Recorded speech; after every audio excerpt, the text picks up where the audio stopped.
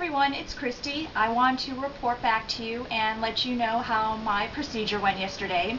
I had my HSG, which is hysterosalpingogram, and I'm very happy to say that I am apparently one of the lucky people where I hardly felt anything at all. I had read, stories on the internet where some women had said, oh, it was so horrible, and I feel really bad for them because I didn't have any of that. I think probably a large part of that had to do with the fact that before my procedure was scheduled at 1, and at noon I took 2 Vicodin, and I also took a Xanax, like the lowest dose that there is for those. And I attributed a lot of it to that. I actually had my mother drive me to the procedure because I wasn't sure if I would be in pain afterwards, whether or not I'd be able to drive myself home. So I arrived at the hospital at 12:45. I was there 15 minutes early per the hospital's request. And I went in, got registered, and then only had to wait in the waiting room maybe 5 minutes or so.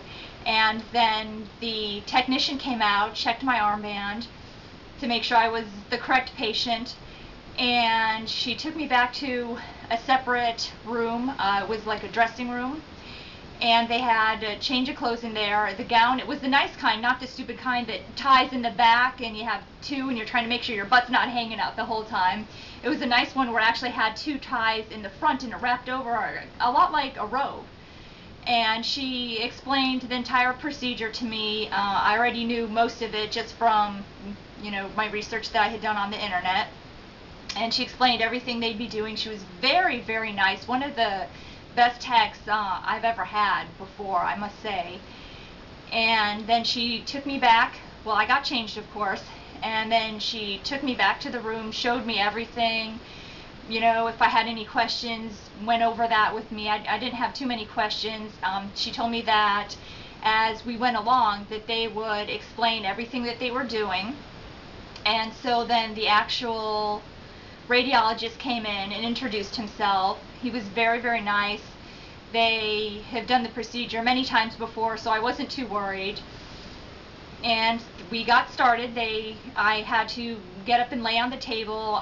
Unfortunately, it's not one of the tables like they have in an OB/GYN's office where they have the stirrups. So you have to scoot to the end and you're just kind of sitting there with your feet propping yourself up. They then insert the speculum just like when you have a regular pap smear.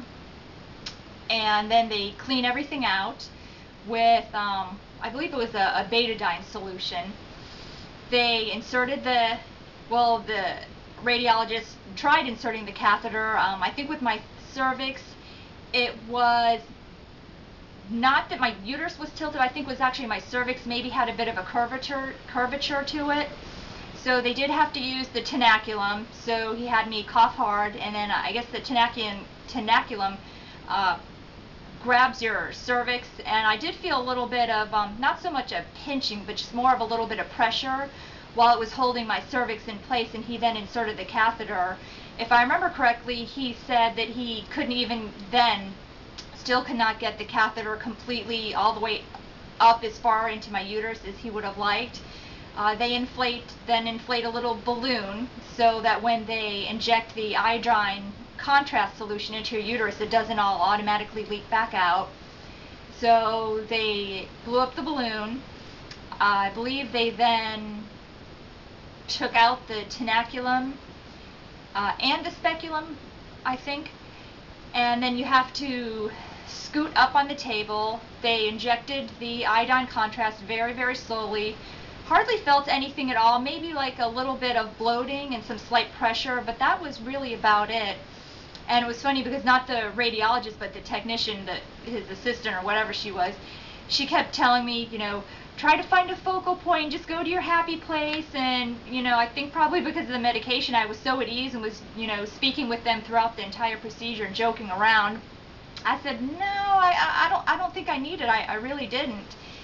And so I think the actual prep time and, inserting the catheter and such actually took longer than the actual procedure.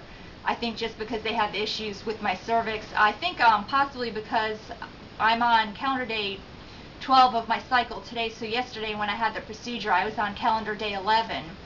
and I tend to be more of a late ovulator, usually around day 19 or 20.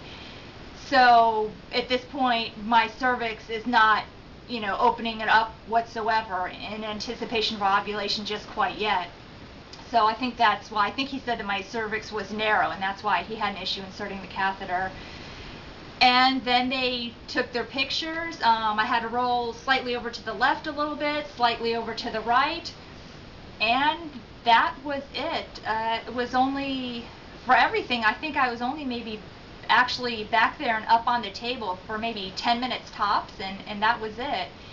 And then the radiologist actually afterwards showed me the different pictures, and indeed the dye did filter and come out both ends of my fallopian tubes. He didn't see anything that could be a blockage whatsoever, so that's really, really good. I'm glad to hear that, excited.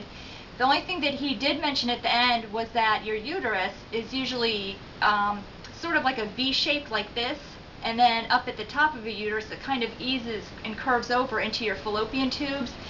And for some reason my cervix, or my uterus, is more of like a T-shaped, and he said it could be an issue, it could not be an issue, but he didn't think it was, and that the full report would be available to my PCP within 48 hours, but he pretty much already went over everything with me.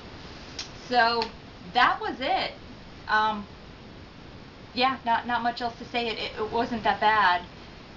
So I'm very, very glad that I had the procedure done just to be sure that everything is okay, there's no issues going on. And right now, as I mentioned, I'm already on calendar day 12 of my cycle. I got a low reading again this morning on my Clear Blue Easy fertility monitor, so not much else to report at this time. In a couple days I am expecting a high reading, and then I usually have either 3 or 5 days of high readings followed by the peak. So that's really it for now. Talk to you later.